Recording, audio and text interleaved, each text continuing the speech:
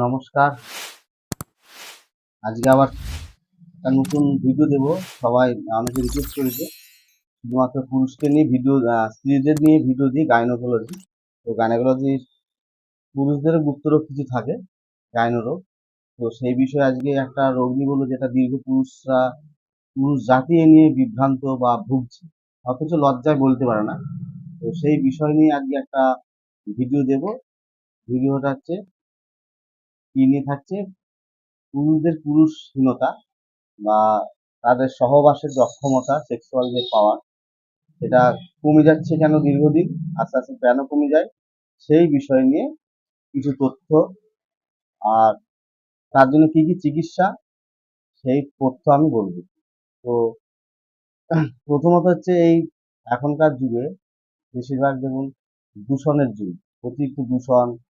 আবার যারা নেশা করে, অতিরিক্ত সিগারেট খাওয়াতে শুরু করে, নানা রকম নেশাদ্রব্য খেলেও কিন্তু আমাদের পুরুষের যে শুক্রাণু, স্পার্মের কিন্তু সমস্যা করে। হ্যাঁ, অনেকে ভাবে, অনেকে মনে করেন যে নেশা করে সহবাস অনেকক্ষণ করা যায়, কিন্তু এটা ভুল কথা। ঠিক আছে? নেশা করলে যে স্নায়ু দুর্বলতা, স্নায়ুগুলো অকেজো হয়ে পড়ে, তার জন্য তার মনে হয় যে সে অনেকক্ষণ স্টে করতে পারে, বাট দিস ইজ রং। কিন্তু তাহলে পুরুষরা যে পুরুষিনত্ব আস্তে আস্তে করে যাচ্ছে, বা বিভিন্ন গবেষণায় প্রুফ হয়েছে যে পুরুষের মধ্যে যে স্পার্মের পরিমাণ আস্তে আস্তে কমে আসবে, এবং স্পার্মের আহ, সমস্যার জন্য আস্তে আস্তে যে ছেলে সন্তান জন্মানো, সেটা কিন্তু কমে যাবে।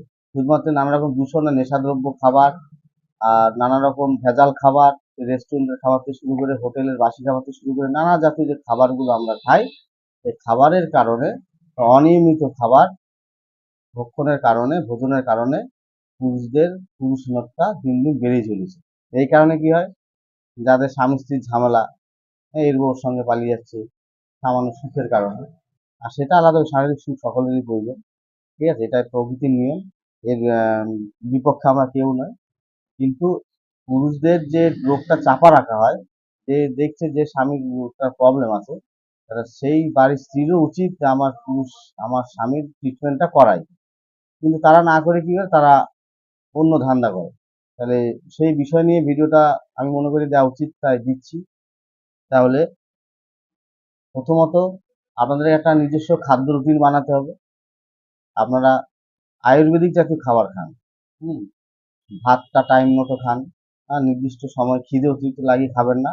আর পুষ্টি জাতীয় খাবার খাবেন, খেজুর, হ্যাঁ, দেশি গাইয়ের দুধ, ঘি, এসব খাবেন। হ্যাঁ, মাংস অবশ্যই খাবেন, ফলমূল যার যেটা রুচি সেটা খাবেন। হুম, কলা তো অবশ্যই খাবেন, খেজুর খাবেন, খেজুর সঙ্গে দুধ মিশিয়ে খেতে পারেন।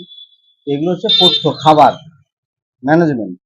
এবার তাহলে এইগুলো করলে স্পার্মের কিন্তু উন্নতি হয়, এবং অনেকে দুধের সাথে শিলাজিৎ মিশিয়ে খেতে পারেন।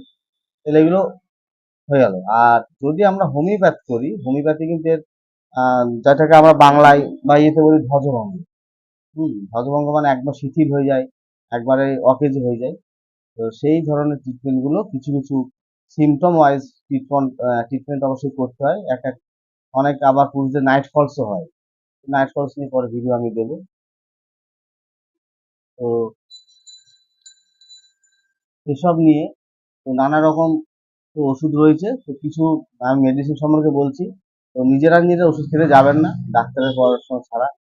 কিছু ওষুধের কাজ অনেক সময় আহ, এই হিসেবে স্পেশাল ট্রিটমেন্ট আমরা করি ন্যাচারাল হোমিওপ্যাথি অ্যান্ড বায়োকেমিক ট্রিটমেন্টে। তো আপনাদের ভরসা হলে আমাদের গ্রুপে, আমরা ডাক্তার একা নয়, অনেকেই আছে আমরা।